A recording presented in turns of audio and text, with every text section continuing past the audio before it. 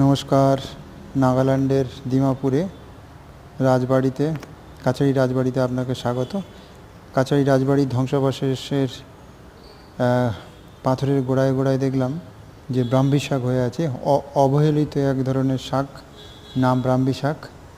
এর অ্যাকচুয়ালি আদি নিবাস কেউ কেউ বলেন দক্ষিণ পূর্ব ভারতে, তবে দ্বিমত আছে। অস্ট্রেলিয়া, ইউরোপ, আমেরিকার জলাভূমিতে প্রচুর পরিমাণে হয়ে থাকে। এটা একটি বর্ষজীবী উদ্ভিদ, তবে লতানে উদ্ভিদ এটি। আমাদের দেশে খুব অবহেলিতভাবে এটা পড়ে থাকে, কিন্তু এর ঔষধি গুণ প্রচুর।